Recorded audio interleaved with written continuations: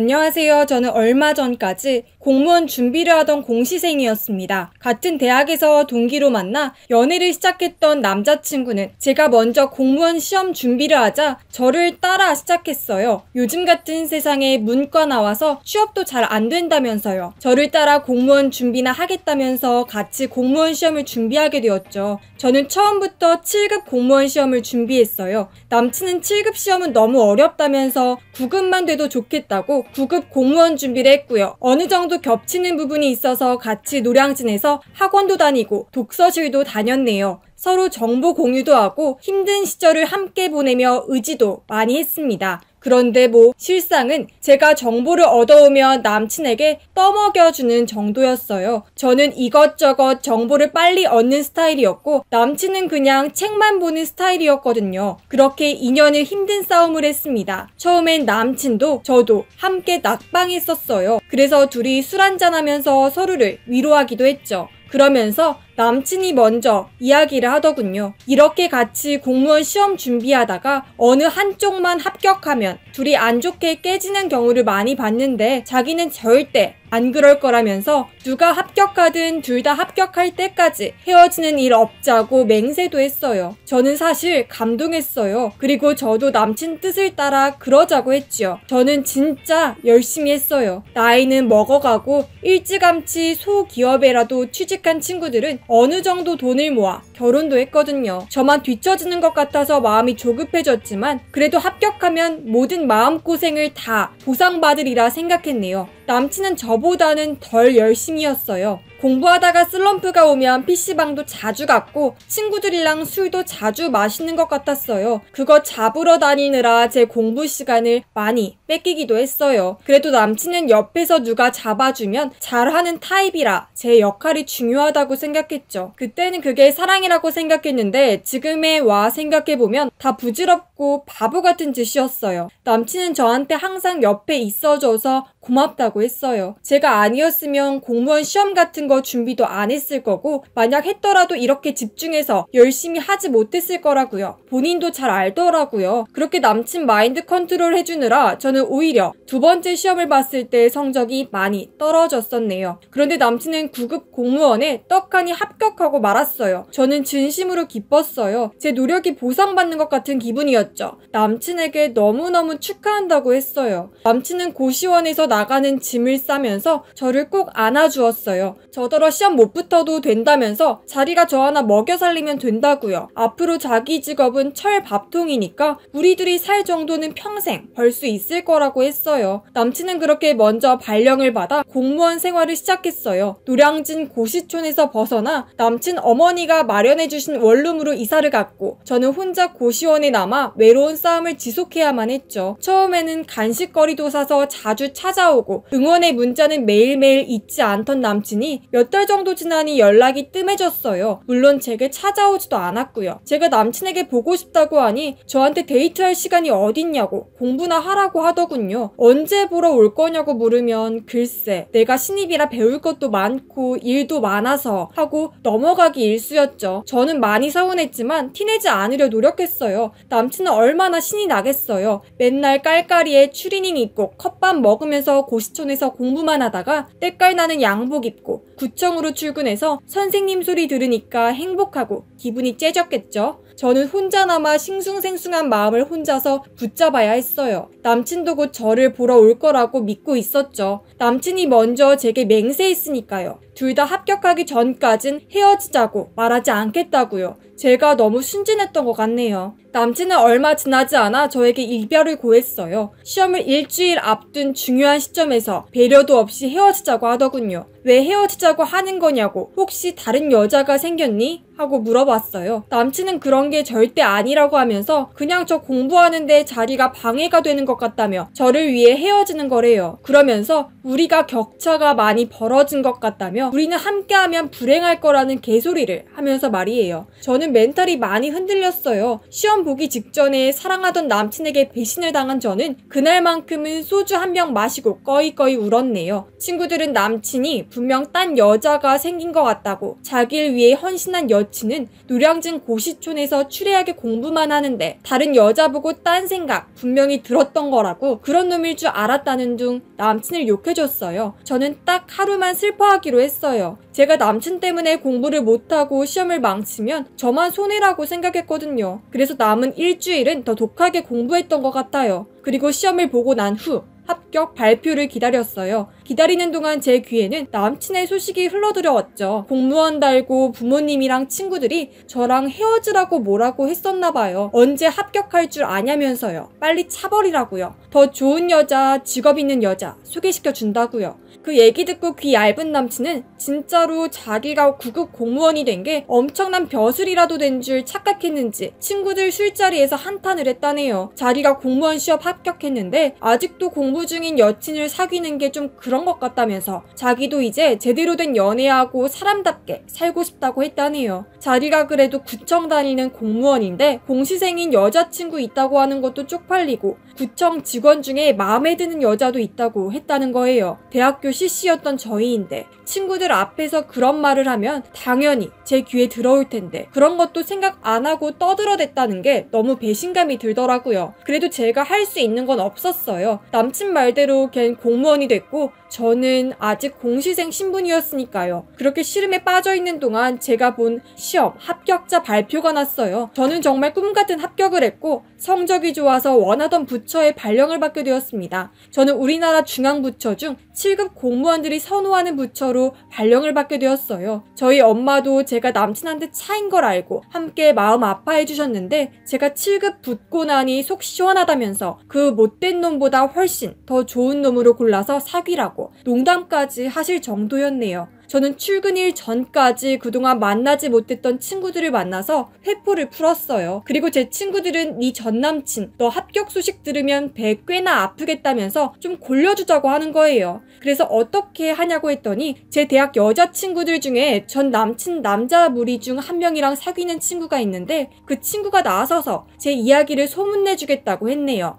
국가직 7급으로 합격했고 부서도 좋은 데 들어가서 소개팅 해달라는 남자들이 줄을 섰다고 9급 공무원이랑 어디 붙일 수나 있겠냐는 얘기를 했다네요. 분명히 조만간 전 남친한테 다시 만나달라는 연락 올 거니까 그때 매몰차게 차버리라고 친구들이 신신당부하고 갔어요. 저는 반신반의했어요. 정말 전 남친에게서 연락이 올까? 그렇다고 미련이 남은 건 아니었어요. 그냥 내가 합격했다고 해서 다시 연락 오면 그건 진짜 속물이다. 다신 상종하지 말아야겠다. 그런 생각뿐이었죠. 출근날 아침에 일어나 보니 정말 전 남친에게서 새벽에 문자가 와 있는 거예요. 아주 장문의 문자를 보냈더라고요. 합격 소식은 친구들 통해서 들었다. 축하한다. 자기는 뭐 잘 지내고 어쨌든 결론은 한번 만나자. 용서를 빌고 싶다면서 아직도 저를 좋아한다면서요. 정말 속이 훤히 다 보이지 않나요? 저는 일부러 애태우려고 답장을 안 보냈어요. 그러니 전화가 오더라고요. 이제 우리 둘 다 어엿한 공무원이니까 우리 둘이 다시 잘해보자.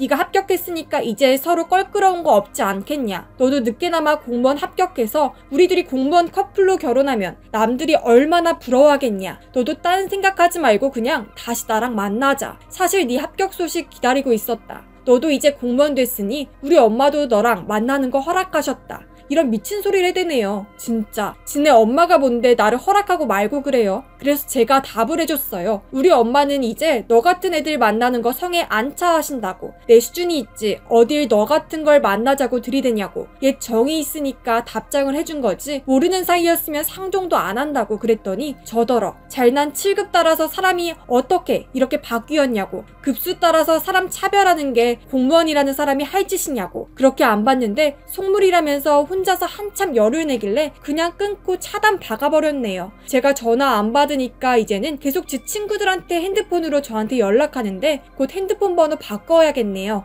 아무튼 저는 길고 길었던 공시생활 끝에 결국 원하던 바를 이루게 되었습니다. 남친과 중간에 헤어진 건 바라던 부분이 아니기도 했지만 오히려 그딴 놈인 걸 알았으니 이젠 잘 된 것 같아요. 저는 앞으로 일주일 내내 의사, 변호사, 회계사 등등의 전문직 남성분들과 소개팅이 쫙 잡혀 있어요. 이 이야기도 전 남친 귀에 들어가면 꽤나 배 아프겠죠? 아무튼 저의 공무원 시험 준비와 전 남친과의 일화를 들어주셔서 감사해요. 앞으로 열심히 살도록 하겠습니다.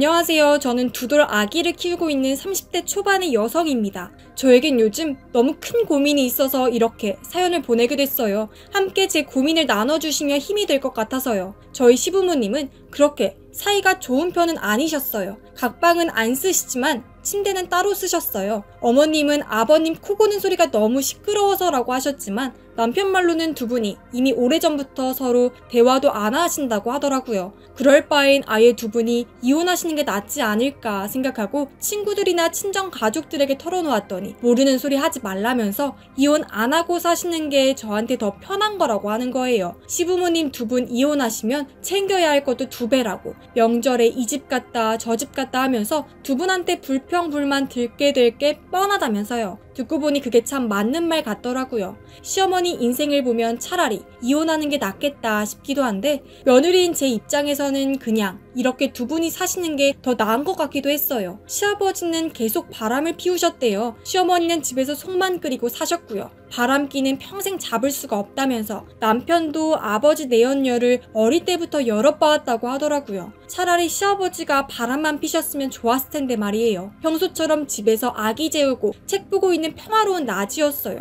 시어머니께서 호출이 왔어요. 지금 당장 집으로 좀 오라고요. 아기가 이제 막 잠들었는데 해도 중요한 얘기라면서 그냥 오라고 하시는 거예요. 그래서 잠든 아이 들쳐업고 시댁으로 향했어요. 시댁 들어가니 회사 갔던 남편 그리고 시누이도 와 있네요. 도대체 이 평일에 직장 다니는 자식들까지 호출을 하신 건지 의아해하고 있었는데 남편이랑 시누이 표정이 너무 안 좋은 거예요. 온 가족 불러 모은 시어머니는 한숨만 푹푹 쉬시고 시아버지는 그저 눈치만 보고 계셨고요. 분위기가 심상치가 않아서 뭔가 일이 났구나 싶었어요. 어렵사리 시어머니께서 입을 떼셨네요. 네 시아버지 애 생겼는데 어떻게 했으면 좋겠냐고요.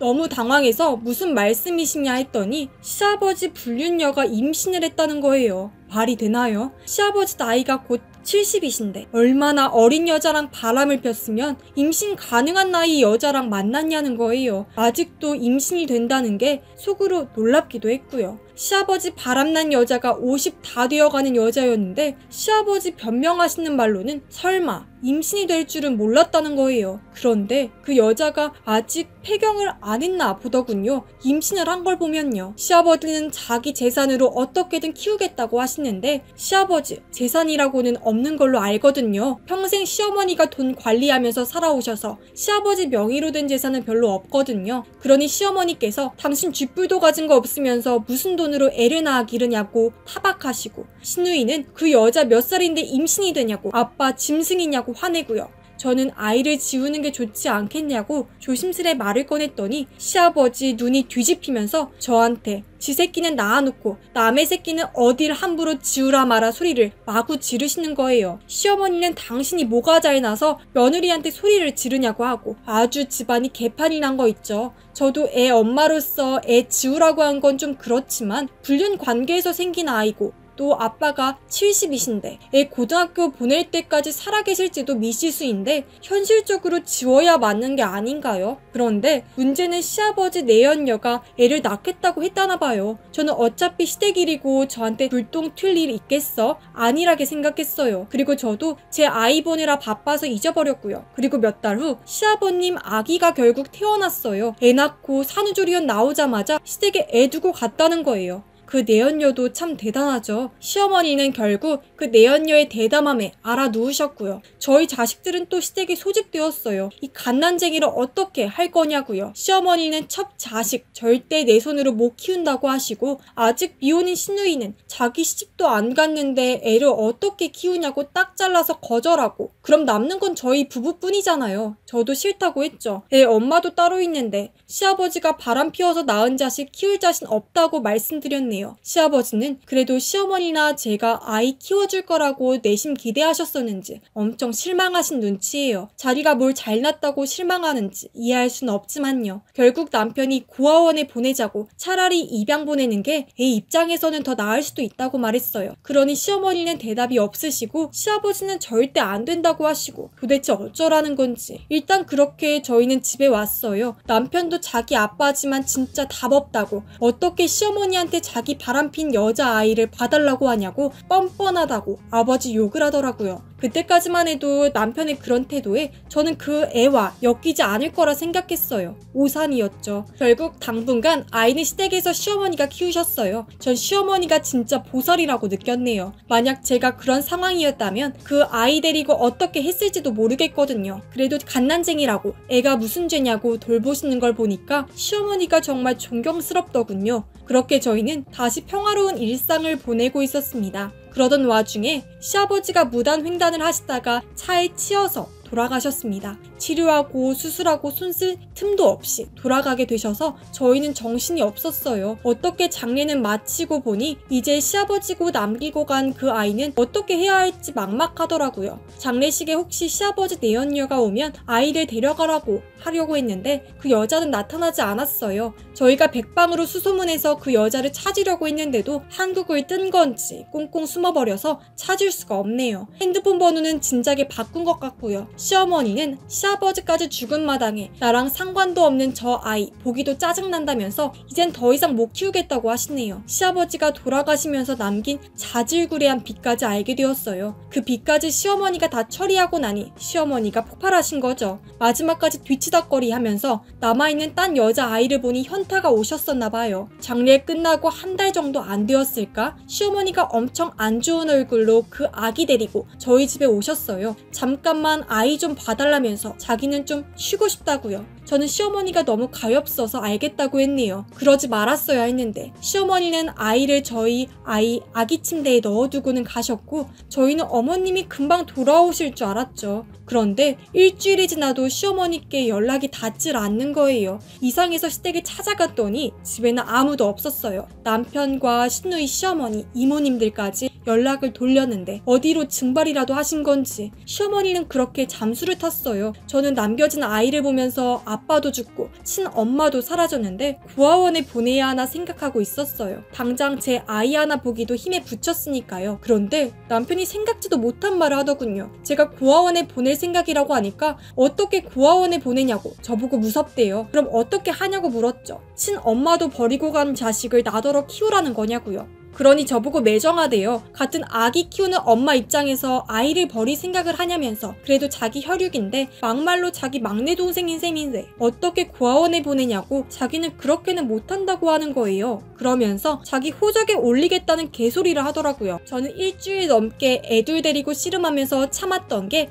남편 말 한마디에 터져버렸어요. 어디 와이프 두고 20살이나 어린 여자랑 바람이 나서 나온 자식을 내가 키우길 바라냐면서 내가 집에서 애 볼 때 네가 한 게 뭐가 있냐고 맨날 집에 오면 퍼질러 누워있기 바빴으면서 그 꼴을 본 나한테 네가 이 아이를 키우자고 말할 명분이나 되냐고 엄청 몰아붙였네요. 논리적으로 반박은 못하면서 자기는 무조건 이 아이 못 보낸대요. 친정에서도 이제야 이 사실을 알고 난리가 나셨죠. 콩가루 집안이라면서 남의 귀한 딸한테 그런 사생활을 떠넘기냐고 차라리 그럴 거면 장서방 혼자 그 애 키우게 하라고 하셨어요. 남편은 저희 친정 이야기 듣고도 완강하게 그 아이 키우자고 하고 있고요. 남편 똥꼬집에 저는 더 이상 할 수 있는 게 없어서 그 길로 바로 변호사를 찾아가서 이혼 상담했네요. 시아버지가 밖에서 나온 자식을 호적에 올리자고 억지를 부린다. 그리고 육아에 비협조적이었고 그로 인해 스트레스 받았던 것까지 다 이야기하니까 변호사도 한숨 쉬더라고요. 부부 사이 고부 갈등 말고 이런 일로 이혼하러 오는 사람 흔치 않다면서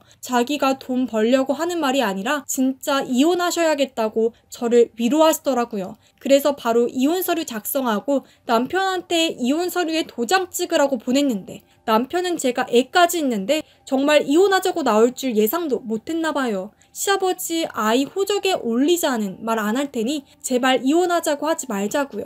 그래서 난 너 못 믿겠다. 처음에도 시아버지 험담하더니 결국 나한테 그 아이 떠넘기려고 하지 않았냐고. 떳떳하지 못한 네 핏줄, 네 잘난 막내 동생은 네가 키워라. 나는 내 아이 키우면서 살 테니까 더는 나 괴롭히지 말고 갈라서 자고 매몰차게 이야기했어요. 그랬더니 놀랍게 연락 두절이었던 시어머니까지 등판하셨네요. 자기가 미안하다고 이혼은 없던 일로 하라면서 이로써 다 알게 된 거죠. 시댁 식구들이 짜고 저만 바보 만들었던 거였단걸요. 시어머니 행방 모른다던 남편이랑 시누이는 사실 다 연락하고 있었던 거죠. 저한테 떠넘기면 결국 제가 그 아이 키우자고 할 줄 알았나 봐요. 그런데 이제 멀쩡한 아들 부부 이혼시키게 생겼으니 놀라서 나타나신 거죠. 그래서 저는 더 확고해졌어요. 이 이혼을 꼭 해야겠다고요. 도장을 쉽게 안 찍어줄 것 같아서 결국 이혼 소송 진행 중입니다. 다신 시댁과 엮이고 싶지 않네요. 소송 끝나면 시댁이랑 절대 닿지 않는 곳으로 이사를 갈 예정이에요. 저 이 결정 잘한 거겠죠?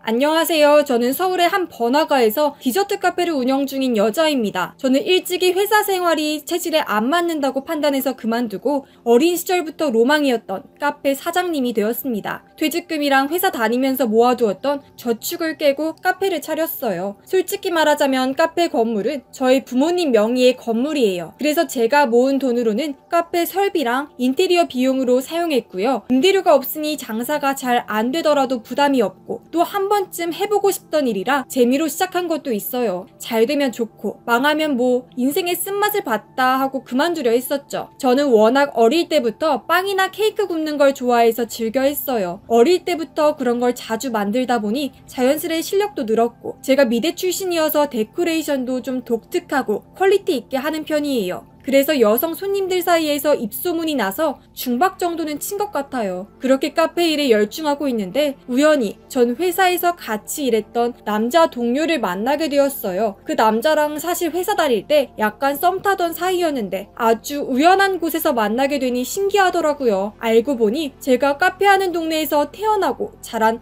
토박이였더라고요. 자주 마주치게 되다 보니 다시 썸을 타게 되었고 연애를 하다가 결국 이제 결혼 얘기가 오가는 사이가 되었습니다. 그리고 동네가 같으니 자주 만날 수 있다는 장점이 있는 동시에 서로의 가족을 동네에서 마주칠 수 있다는 단점도 있었어요. 남친과 연애하다가 남친 누나를 몇 번 동네에서 마주쳤는데 보니까 남편 누나가 저희 카페 단골 손님이었던 거예요. 그런데 뭐 사실 제가 좋아하는 스타일의 손님은 아니었어요. 진상일 때도 있고 오히려 안 왔으면 하는 피곤한 스타일의 손님이었어요. 남친의 큰 누나라는 걸 알고 표정 관리하기 좀 난감했었죠. 남친 누나는 제가 그 카페 사장인 걸 알고부터 눈빛이 달라지더라고요. 인테리어 장난 아니게 돈을 처발랐던데 그거 다 대출이냐? 카페 월세는 얼마냐? 커피 팔아서 매출이 얼마나 나오냐? 등등 친한 사이에도 물어보기 민망한 것들을 계속 질문하시더라고요. 애써 말 돌리는데도 눈치 못 채고 계속 물어보시는데 민망해서 혼났네요. 문제는 그 다음부터였어요. 남친 누나가 그때부터 일주일에 한두 번 오던 게 하루 한두 번으로 바뀌었어요. 올 때마다 자기 아는 사람들을 다 데려오는 것 같아요. 하고 있는 모임도 얼마나 가지가지인지 올 때마다 다른 사람들이랑 와요. 그것도 4-5명씩 우르르 데려오네요. 처음에는 계산하더라고요. 자기가 동생 여친 가게 좀 팔아줘야겠다면서 5시 와서 아메리카노 3잔 시켜요. 그리고 아예 카운터에 들어와서 머그컵 몇 개 들고 가서 나눠 마셔요. 그리고 리필도 엄청 해달래요. 처음에야 해줬죠. 잘 보이고 싶은 남친 가족이니까요. 밉보여서 좋을 거 없으니까 해달라는 거 다 해줬어요. 그런데 금방 가는 것도 아니고 완전 무슨 동네 사랑방처럼 지 친구들 다 데려와서 죽치고 있고 아메리카노 한 잔에 5,000원 받는데 5명이서 3시간에서 4시간 동안 떠드는데 제가 얼마 받는지 아세요? 따뜻한 아메리카노 3잔 15,000원요. 그것도 제일 뷰 좋은 자리 차지하고 앉아있어요. 다른 디저트나 스무디 마시는 손님 둘이 와서 2만원에서 3만원씩 시키는 손님들은 그 자리 차 있는 것 보고 나가세요. 알짜배기 단골 손님들 떨어져 나간 손님들 말도 못해요. 심지어 제가 손수 만드는 디저트도 가져와 보라고 해요. 이게 말로만 듣던 시짜짓인가요? 저 아직 상견례도 안 했는데 어디까지 해드려야 하는 건지 어디까지 참아야 하는 건지 정말 마음이 혼란하더라고요. 남친한테 돌려 말했더니 누나가 원래 카페 가서 커피 마시는 걸 좋아한다고 수없이 웃네요.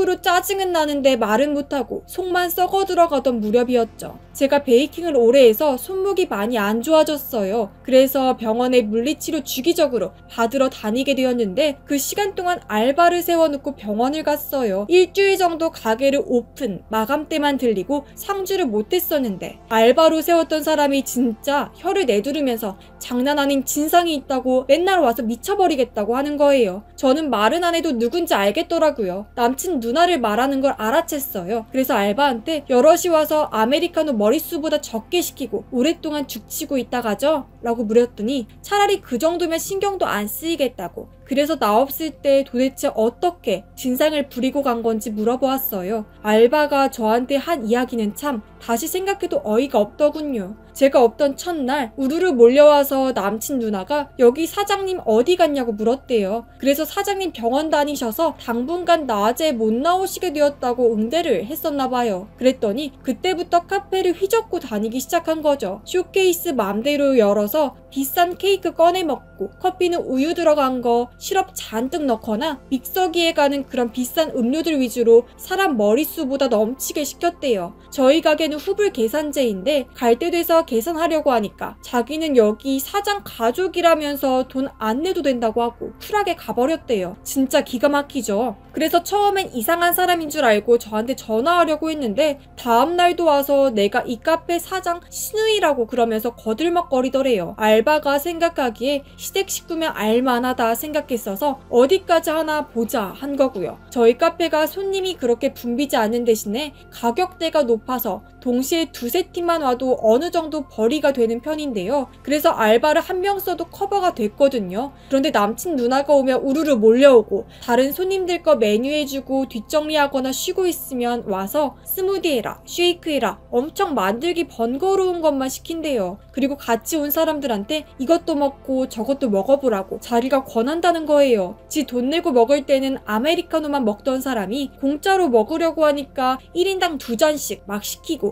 돈은 안 내고. 그래서 알바가 참다 한마디 했대요. 아무리 가족이라도 계산 안 하시고 이렇게 만들기 힘든 것만 시키시면 좀 곤란하다고 했대요. 그랬더니 남친 누나 완전 정색하면서 너까지 알바 따위가 사장 가족한테 지금 그런 소리를 하느냐면서 요즘 애들은 눈치도 개념도 밥 말아먹었다고 알바가 자기한테 그런 말할 주제가 되냐고 완전 조롱하고 비아냥거리고 그랬대요. 그러면서 마지막에 알바한테 너 오늘이 마지막 출근일 거라고 사장 나오면 바로 싸가지 없는 너부터 잘라버릴 거라고 소리를 질러대면서 뭐라고 했다는 거예요. 요즘 같은 시국에 알바 짤이 없다는데 잘리고 싶냐면서 협박하고 아주 별 꼴값을 다 떨고 갔더군요. 막말로 아직 저랑 가족도 아니잖아요. 그냥 남자친구의 누나일 뿐인 사람이 자기야말로 주제 넘고 선 넘었다는 게 어이가 없고 화가 났어요. 그래서 남친한테 연락해서 카페 오라고 했죠. 네 누나가 일주일 동안 나 없는 카페에서 무전 취식한 금액이 100만 원에 육박한다. 어떡할 거냐고 했더니 어떻게 자기 누나한테 무전 취식 그딴 말을 할 수가 있냐며 저보고 가족같이 여동생같이 생각해서 편하게 와서 놀다 간 건데 돈 받을 생각을 하냐고 돈독이 올랐다고 온갖 막말을 하는 거예요. 여기서 저는 남친이랑 결혼할 생각 딱 접었네요. 이런 무식한 남자랑 결혼을 꿈꾸었던 제 자신에게도 화가 났고요. 그래서 나는 누나가 그렇게 먹고 돈 안 낸 것보다 내 알바생한테 협박하고 윽박지르고 상스러운 말 한 게 더 싫다고 직업에 귀천이 어디 있냐고 그렇게 사람을 하대할 수가 있냐고 했죠. 그리고 너랑 만나는 건 오늘이 마지막이라고 너랑 나랑 아무 사이도 아니니까 네 누나가 먹고 안 낸 돈 계산하고 가라고 했네요. 그러니 남친 얼굴이 새빨개져서 그까짓 돈 가지고 먹고 떨어지라면서 80만 원 카드 긁고 갔네요.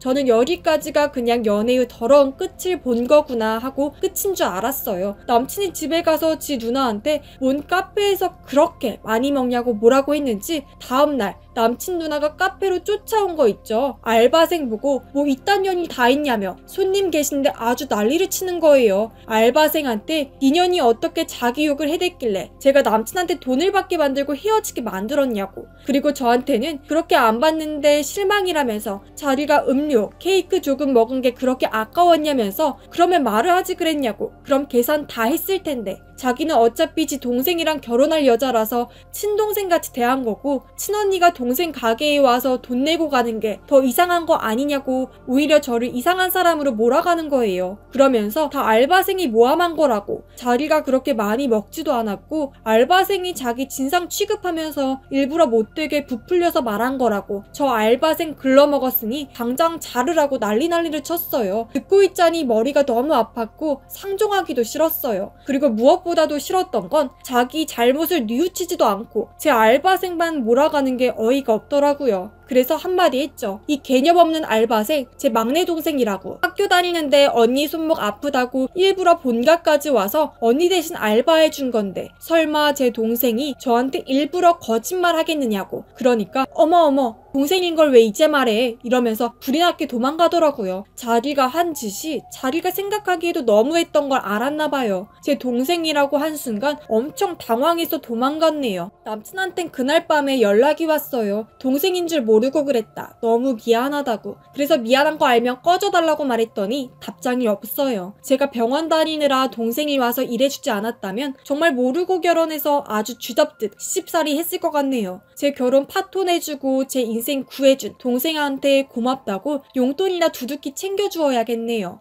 속 시원한 사이다는 아니지만 그래도 한 방 먹인 것 같아 기분은 상쾌하네요.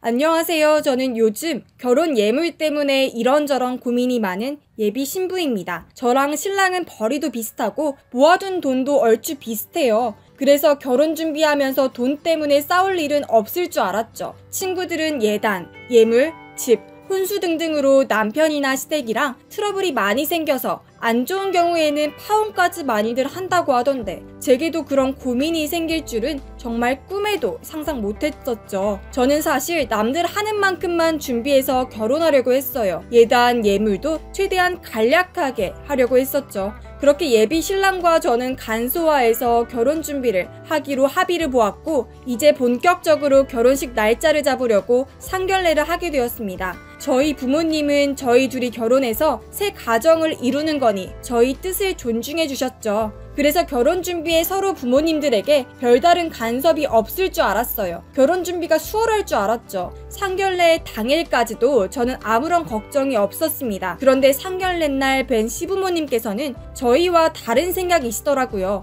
예비 시어머니께서는 그래도 일생을 단 한 번뿐인 결혼인데 남들 하는 건 다 해야 하지 않겠냐며 예단 예물을 왜 생략하냐고 말도 안 된다고 하시네요. 저희 엄마는 그래도 요즘 애들은 그런 거 중요하게 생각 안 한다. 사돈이나 저 젊을 때나 예단, 예물 안 해가면 큰일 나는 줄 알았지 애들이 간소하게 하고 싶다는데 그 뜻 존중해 주시는 게 어떻겠냐 이런 식으로 돌려서 말씀드렸죠. 그래도 시어머니는 요지부동이셨어요. 다른 건 다 못해도 제대로 된 예물 교환은 해야 된다면서요. 다이아 반지랑 시계 정도는 해야 된다고 계속 우기시는 거예요. 저희는 값비싼 예물이 실생활에 별로 필요 없는 사치품이라 생각되어서 안 하려고 했거든요. 그런데 시어머니가 갑자기 저렇게 완강하게 나오시니 할 말이 없었어요. 어떤 말을 해도 먹히지가 않더라고요. 그래서 저희 부모님께서 그럼 예물은 서로 교환하자고 그거는 부모님께서 해주시겠다고 하셨네요. 저는 부모님 도움 없이 결혼하고 싶었는데 부모님께서 자식 중에 맏딸 처음 결혼시키는데 아무것도 안 받겠다 해서 사실 은연중에 조금 속상하긴 했는데 예물이라도 해주게 돼서 차라리 다행인 것 같다면서 예물은 각자 부모님이 해주시는 걸로 하자고 하셨죠. 그러니 시어머니 그제서야 흔쾌하게 승낙하셨어요. 결혼하는 게 애들 장난도 아닌데 다이아몬드 반지 하나 정도는 해서 가야죠. 이러면서 웃으시더라고요. 저도 그냥 알았다고 했는데 그게 제 결혼 준비에 발목을 잡을 줄은 정말 상상도 못했어요. 저는 엄마랑 백화점 명품관에 가서 예물 시계를 보러 다녔어요. 예비 시어머니께서 이왕이면 제대로 된 다이아몬드 반지를 해주시겠다면서 1캐럿짜리 다이아몬드를 해줄 테니 그에 상응하는 예물 시계를 해오면 되겠다고 하셨어요. 저는 1캐럿이나 되는 다이아몬드를 받는 게 부담스러웠어요. 그냥 3부나 5부짜리 적당한 사이즈의 다이아몬드 반지면 되겠다고 생각하고 있었거든요. 시계도 그 정도 가격으로 사면 부모님 부담도 별로 없으실 것 같았고요. 그런데 다이아 1캐럿이면 못해도 1000만원부터 시작하거든요. 그래서 1000만원짜리 시계를 맞춰줘야 하는데 친정엄마가 어차피 결혼하는데 다 니들 돈으로 하는 거니 그 정도야 해줄 수 있다면서 1000만원짜리 시계 보러 가자고 하셨죠. 예비 신랑은 심지어 시계 사주기를 기다렸다는 듯이 어디 브랜드, 모델명, 컬러까지 쭉 읊어주더라고요. 좀 황당하긴 했는데 평소에 갖고 싶었던 거였구나 하고 넘겼어요. 그런데 그 시계가 인기가 많아서 재고가 없더라고요. 스위스 본사에서 한국에 들어오기까지 시간도 좀 걸리고 앞에 주문대기 걸어놓은 고객들도 많아서 웨이팅 걸어놓고 예약금 걸어놓고 왔네요. 그리고 저는 1캐럿짜리 다이아몬드를 백화점에서 하면 시어머니께 좀 부담이 될 것 같아서 종로 귀금속 거리에서 맞추려고 했네요. 조금이나마 부담 덜어드리려고요. 예비 신랑 예물 보러 나온 김에 엄마랑 종로에 가서 제 다이아 반지도 같이 보게 되었어요. 아무래도 반지는 제 손에 어울리는 게 중요하니까 제가 보고 시어머니께 말씀드리는 게 좋을 것 같아서요. 그리고 너무 고가 반지는 부담될까 싶어서 좀 가성비 있는 걸 제가 골라두려고 했었죠. 약간의 배려였다면 배려였는데 제 계획과는 좀 틀어졌네요. 주말에 예비 시어머니께서 집으로 부르셨어요. 저녁이나 먹자고요. 그래서 간단한 꽃바구니 하나 사서 예비 시댁으로 갔죠. 식사 다 마치고 예비 시어머니가 꺼내오신 것은 아주 낡은 반지 케이스였어요. 그 상자 안에 큼지막한 다이아몬드 반지 한 개가 들어있더군요. 저는 순간 이게 뭐지? 했어요. 벙찐 제게 시어머니는 이거 내가 너 물려주는 거다. 귀한 거야. 라고 하시며 흐뭇하게 웃으시는 거예요. 옆에서 예비 신랑은 한술 더 뜨며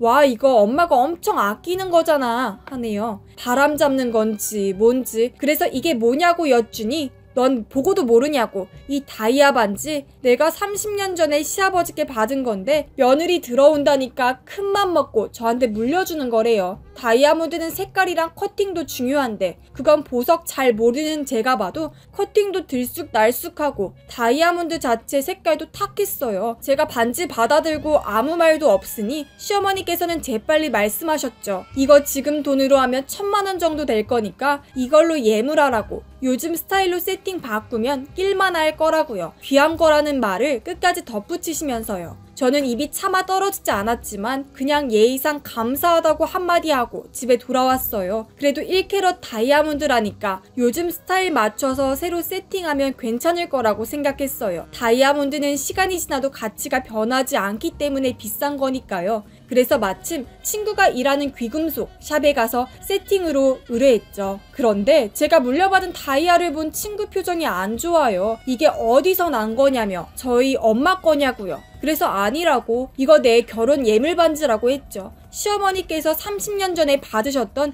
1캐럿 다이아 반지 물려주신 거라고. 나는 이거 받고 남자친구는 어디 브랜드 시계 교환하기로 했다고요. 그랬더니 친구가 저더러 미쳤냐네요. 친구가 주얼리 디자인 전공자에 현직이니까 이름만 들어도 얼마짜리 반지인지 시계인지 다 알거든요. 그런데 그 비싼 시계 사주고 저더러 이런 값도 못 쳐주는 반지를 받아오냐고 뭐라고 하더라고요. 그게 무슨 소리냐. 이거 분명 귀한 다이아 반지라고 하셨다 하니 이게 이름만 다이아몬드지 요즘 이렇게 깎아놓은 다이아몬드 어디서도 세팅 안 해줄 거라고. 이거 1캐럿 안 된다고 하는 거예요. 그래서 이게 1000만원 값어치가 안 되는 반지냐고 했더니 친구가 더 이상 말하면 네 기분 너무 상할 것 같다고 말 안 하겠대요. 제가 상상하는 것보다 더 값어치가 없다면서요. 정말 친구 샵 찾아가서 그나마 덜 창피했던 건지 아니면 친구 사이의 시댁에서 이런 취급받는 걸 민망해 해야 하는지 난감하더군요. 저는 예비 신랑에게 이 이야기를 다 털어놓았어요. 이거 1캐럿이 안 돼서 가격이 1000만원 안 된다고 돌려 말했죠. 그랬더니 예비 신랑이 뭔 소리냐고, 자기 엄마가 1캐럿이라고 했는데 제 친구가 사기치려고 하는 거 아니냐고 오히려 제 친구를 사기꾼으로 몰아가네요. 그리고 그새를 못 참고 예비 시어머니께도 말씀을 드렸는지 시어머니한테 전화 오고 난리가 났네요. 어디 근본도 없는 샵에 가서 이상한 이야기를 듣고 다니냐고. 그게 자기가 30년 전에 200만원 넘게 주고 산 건데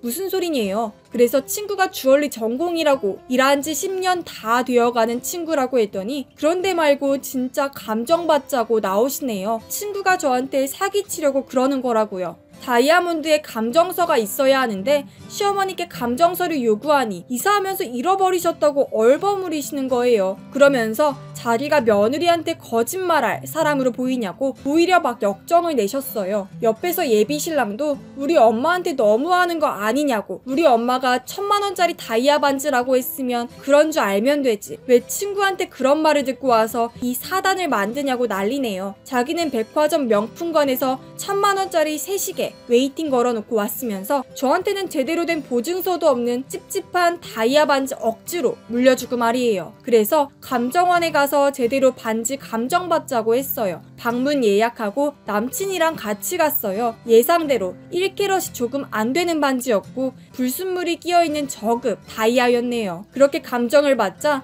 남친은 이 사람들이 안 좋게 감정해서 새 다이아몬드 비싸게 팔으려고 작정한 것 같다고, 믿을 사람이 하나도 없다고 궁시렁거리는 거예요. 저는 1000만원에 이렇게 삐그덕거리는 상황이 너무 싫었어요. 앞으로 결혼하면 더 큰 돈도 함께 모으고 쓰고 할 텐데 사랑의 증표로 교환하는 예물 문제에서도 자기는 새 시계 받고 저한테는 돈 쓰기 아까워하는 시댁과 남편이 너무 가증스럽더라고요. 그래서 나 이 다이아 물려받을 테니 너도 우리 아빠가 쓰던 시계 대신 물려받으라고, 웨이팅 건 거는 그냥 취소하겠다, 그래야 우리 서로 쌤쌤 아니냐고 했더니 자기 엄마 다이아 반지 1000만원 가치 있는 것 맞다고 난리예요. 다이아몬드가 다 똑같은 다이아고 심지어 지네 엄마가 아끼던 반지 물려주면 감사하게 받아야지 왜 이렇게 끈질기게 물고 넘어지고 식도 안 올렸는데 시댁에 밉보이고 싶냐고 적당히 하고 넘어가자네요. 그래서 저도 우리 아빠 30년 전에 산 롤렉스 시계 달라고 하겠다. 나도 어머니 귀한 반지 물려받으니 너도 우리 아빠가 아끼는 롤렉스 시계 물려받아라. 롤렉스는 시간이 지나도 롤렉스인데 그거 받으면 우리 아빠도 좋아하실 거라고 했더니 결혼 없던 얘기로 하자네요. 1000만원의 남자친구랑 끝나고 결혼도 파토가 났네요. 오히려 잘 된 걸까요? 이걸 그냥 넘어가고 그 반지 물려받고 결혼했으면 시댁과 더 큰 문제가 일어났을 거라 자기 위로하고 있네요. 저도 더는 남친과 연락하지 않는 상태입니다. 얼마 전에 백화점에서 시계 들어왔다고 연락 왔는데 어차피 제 뒤로도 기다리고 있는 사람들 많으니 계약금 환불받고 뒷순서에게 양보할 생각이에요. 이 결혼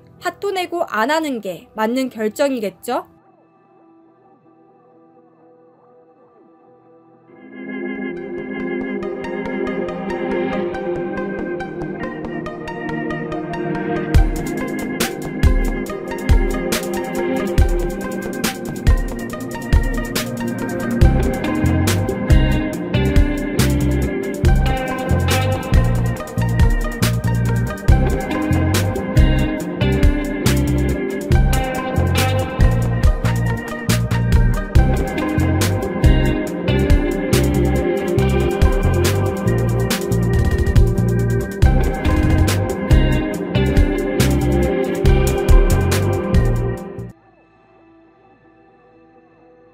저는 어렸을 적 엄마를 잃고 아빠와 둘이 살고 있습니다. 엄마는 유방암이셨는데 이미 손 쓸 수 없을 만큼 병세가 악화된 이후에 병원을 찾은 것이라 엄마는 오래 살지 못하고 가셨습니다. 한동안 저는 학교도 나가지 못하고 엄마 옷장에 들어가서 엄마 옷을 가득 감싸 안고 울고만 있었습니다. 아무것도 필요 없다고 생각했어요. 엄마가 떠나가고 난 후 저는 무서워서 아무것도 할 수 없었어요. 엄마 없이는 일어날 희망도 걸어갈 에너지도 생겨나지 않을 것 같아서였습니다. 아빠도 마찬가지였습니다. 엄마가 죽고 난 후 회사에 긴 휴가를 내곤 안방에선 도통 나올 생각을 않았습니다. 처음 보는 아빠의 눈물은 너무 무거웠고 감히 흠집조차 낼 수가 없었습니다. 저는 아빠 옆에서 위로해주지 못한 채 또 저의 눈물을 더 추스릴 수 없는 채로 아빠는 회사로 저는 학교로 돌아갔습니다. 학교에선 많은 이들이 저에게 희망의 메시지를 주었습니다. 그러한 마음은 너무나도 고맙지만 저는 아무와도 이야기하고 싶지 않았습니다.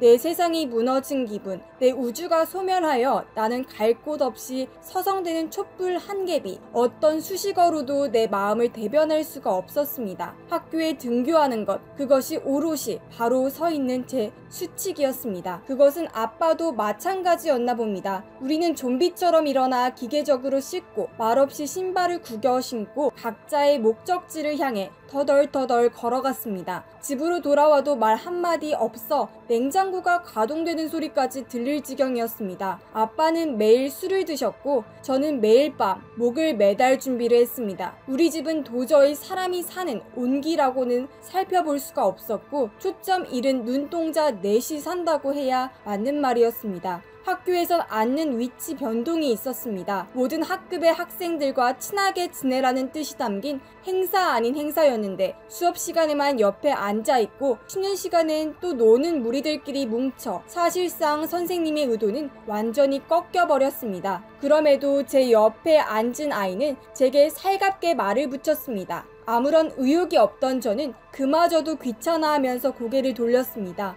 아이는 우리 처음 눈 마주쳤다 같은 시시콜콜한 이야기를 했습니다. 방과 후엔 굳이 저를 살뜰히 챙겨 함께 떡볶이를 먹으러 가기도 하고 노래방에서 고래고래 소리를 지르기도 하며 제가 그 아이에게 마음의 문을 열게 되자 우리는 급속도로 가까워지기 시작했습니다. 엄마가 돌아가시기 전에도 절대 집에는 누굴 들이지 않았었는데 저는 처음으로 친구를 집으로 데리고 왔습니다. 이미 저는 이 아이의 집에서 하룻밤 보내기도 하고 아이의 부모님께도 인사를 드린 후였습니다. 저 혼자만 꽉꽉 문을 닫고 있다는 것이 너무 미안해서 그 아이가 우리 집에도 놀러오고 싶다는 말에 선뜻 수락을 한 것이었습니다. 아이는 집에 들어오자마자 감탄을 쏟아냈습니다. 꼭 모델하우스를 구경 온 기분이라고 말했습니다. 처음 우리 집에 들어온 나의 지인이 좋은 말을 해주었다는 것에 기뻤고 사실 이렇게 깔끔한 집의 비결은 엄마였음에 또다시 슬프기도 하고 만감이 교차했습니다. 아이와 제 방에서 이야기를 하며 놀고 있을 무렵 아빠가 퇴근하고 들어오셨습니다. 제가 민망한 표정으로 아이를 소개하자 아빠는 왠지 모를 미소를 지으며 아이와 인사를 나누었습니다. 내가 처음으로 친구를 소개시켜 주어서 기분이 좋았던 건지 아니면 무언가 다른 느낌을 받았던 건지 저는 그때 아빠의 표정을 아직도 잊을 수가 없습니다. 그날 이후로 저는 아이와 더욱더 친해지게 되었습니다. 제 집까지 오픈하며 친구라는 관계를 유지했던 적이 처음이라 그런지 아이와 저는 순식간에 모든 것을 공유하게 되었습니다. 저희 집에 찾아오는 일도 많아졌습니다. 학교에서 더 가까운 곳이 저희 집이라 아이도 함께 자주 드나들었는데요. 그것이 싫지 않았던 저도 즐거운 기분으로 시간을 보내곤 했습니다. 아이는 꼭 아빠가 퇴근하는 시간에 집에 가야겠다고 말하며 아빠와 마주쳤습니다. 아빠도 아이를 몇 번 보았기 때문인지 전보다 더 호의적으로 인사하는 느낌이었습니다. 그리고 아이는 아예 저희 집에서 자는 날이 많아졌고 그럴 때마다 아빠도 다음날엔 별다른 일정이 없다며 아이를 집까지 바래다주는 경우 또한 많아졌습니다. 물론 저는 집에 있는 채로 말이죠. 처음엔 단순히 우연이라고 생각했고 엄마를 잃고 나서 아빠가 저렇게 활기차게 활동하시는 게 너무 좋아서 저는 대단한 은혜를 입은 줄 착각하여 감사의 기도를 드렸습니다. 사실은 그것이 은혜이고 감사이고 다 떠나서 더러운 것들이었는데 아이는 점점 저에게 숨기는 것이 많아졌습니다. 휴대폰 한 대만 돌려보면서 영화를 보기도 하고 학교 숙제 자료도 보곤 했습니다. 그 휴대폰은 항상 아이의 것이었는데 언젠가 아이가 너무 자신의 휴대폰만 보는 것 같으니 제 휴대폰으로도 영상을 보자고 했습니다. 처음엔 왜 이러나 영문을 몰랐는데 이제는 알겠더라고요. 아이는 저희 아빠와 연락하는 것을 숨기려고 휴대폰을 바꿔보자고 했던 것입니다. 이 일을 처음 알게 된 것은 복층인 우리 집 구조 덕분이었습니다. 2층이 제 방이었고 아이는 1층에 무언가를 흘리고 온 것 같다며 내려갔습니다. 저는 왠지 그래야 될 것만 같은 마음으로 몰래 1층을 내려다보았는데 어느 틈엔가 퇴근한 아빠가 제 친구를 껴안고 있었습니다. 그 자리에서 소리를 질러버릴까 하다 얌전히 방으로 돌아왔습니다. 아이는 아직 미성년자이고 이런 쪽으로는 전혀 무지하다고 할 수 있으나 아빠는 어떻게 그럴 수가 있는지 아무리 경우의 수를 생각해보아도 별다른 수가 나지 않았습니다. 게다가 엄마와 이혼한 것도 아니고 사별한 것인데 어떻게 벌써 다른 여자와 그럴 수가 있는지, 그리고 그 여자가 어떻게 하면 제 친구가 될 수 있는 것인지 저는 정말 혼란스러웠습니다. 저는 엄마를 위해서라도 이 일은 밝혀져야 한다고 생각했습니다. 아내를 사별한 남자가 정확히 어떤 시간이 흘러야 연애를 시작할 수 있는지에 대한 매뉴얼은 없고 또 잘못된 것도 없으니 그것에 대해선 책임을 물을 수가 없다고 생각했습니다. 그러나 미성년자 교제는 전혀 다른 이야기였습니다. 이것은 명백히 범죄이고 그것도 제 친구를 상상하기도 싫었습니다. 제가 힘들 때 다가와준 친구인데 처음부터 이건 아니건 아빠를 노리고 저랑 친하게 지내려고 노력했었다니 제가 너무 바보 천치 같았습니다. 그런 걸 줄도 모르고 저는 좋다고 마음을 열고 엄마를 추모하는 마음을 잃어버리고 우선 아빠가 자는 틈에 아이와 한 카톡 내용을 모두 복사시켜 이동식 메모리에 저장시켰습니다. 보지 않으려고 해도 계속해서 보이는 아빠와 아이의 애정 행각에 몸서리치도록 구역질이 나왔습니다. 아빠는 요새 매주 토요일이면 일찍 나가 일요일 늦게 오는 것이 대부분이었는데 저는 제 친구가 동행할 것이라고 확인하며 쫓아가 카메라 셔터를 부지런히 눌렀습니다. 아빠가 돌아온 일요일, 저는 아이도 부르겠다고 다짜고짜 말했습니다. 아빠는 낯빛 하나 변하지 않고 친구랑 놀 계획이었냐고 물었습니다. 그 뻔뻔한 낯짝이 어이없어 여태까지 찍어두었던 사진을 탁자 위에 던졌습니다. 그제야 아빠의 표정이 어두워졌습니다. 그러면서 친구는 부르지 말라고 이야기했습니다. 내가 왜 그래야 하냐고 묻자 아이는 어리고 잘 몰라서 그랬으니 자신에게만 질책하라는 겁니다. 여기까지 와서도 친구 편을 드는 아빠가 너무 추악했습니다. 엄마가 돌아가시고 자신은 무척이나 망가졌었다고 아빠는 말했습니다. 희망도 없었고 살아야 할 이유도 없었으며 아빠가 꾸역꾸역 살고 있는 이유는 바로 저였다고요. 나 하나만 보고 살기가 너무나 힘이 들었다고 합니다. 저 역시 집에서 울기만 하다, 자살 시도하다 그렇게 끔찍한 시간을 보내고 있었으니 힘이 든 것은 어찌 보면 당연한 것일지도 모릅니다. 그러다 우연히 제가 처음으로 데려온 친구가 저를 살리고 또 본인도 살릴 수호천사처럼 보였다는 것입니다. 아이가 웃을 때 특히나 엄마와 똑같아서 혹시 너무 힘들어하는 우리 부녀지간에게 하늘이 선물을 주신 것이 아닌가 하는 느낌까지 들었다고 합니다. 그건 전부 다 핑계일 뿐이라고 생각했습니다. 실제로 그렇게 아빠를 닥달했고요. 결국 아이와 함께 삼자대면을 했습니다. 저는 다시는 볼 일이 없었으면 좋겠다고 말했습니다. 둘 사이는 둘이 알아서 하고 나는 나가서 혼자 살 테니 대학교 입학 전까지만 와이프에게 양육비를 주듯 내게 달라고 요구했습니다. 아빠는 사정하며 내가 잘못했으니 그런 가슴 아픈 말만은 하지 말라고 했습니다. 친구도 미안하다며 콩알만한 목소리로 내뱉었습니다. 뭐라고? 난 잘 안 들리는데? 그리고 들을 생각도 없고 그렇게 일어나서 서둘러 자리를 피했습니다. 집으로 와서 커다란 캐리어에 아빠 옷을 마구잡이로 넣어 억지로 잠그고 현관 앞에 놓아두었습니다. 아빠가 오기 전까지 주저앉아 많이 울었습니다. 제일 먼저 생각나는 사람은 당연히 엄마였습니다. 나와 아빠밖에 몰랐던 사람, 자신이 아파 병상 위에 누워있으면서도 우리 끼니를 챙기고 걱정했던 사람, 이렇게 착하고 어여쁜 사람을 뒤로 한 채 아직 세상 물정도 모르는 나와 동갑인 여자애와 저렇게 희희낙락하는 것이 너무 분했습니다. 엄마와 저를 동시에 무시하고 욕하는 행위라고 생각했습니다. 아빠가 때마침 들어오시고 저는 눈물 자국을 지우며 아빠에게 캐리어 2개를 던져주며 나가라고 했습니다. 아빠가 한숨을 쉬며 마음이 가라앉으면 연락하라고 말하며 나갔습니다. 그럴 일 없어. 아빠의 뒷모습에 대고 소리를 질렀습니다. 저는 이제 어떻게 해야 할까요?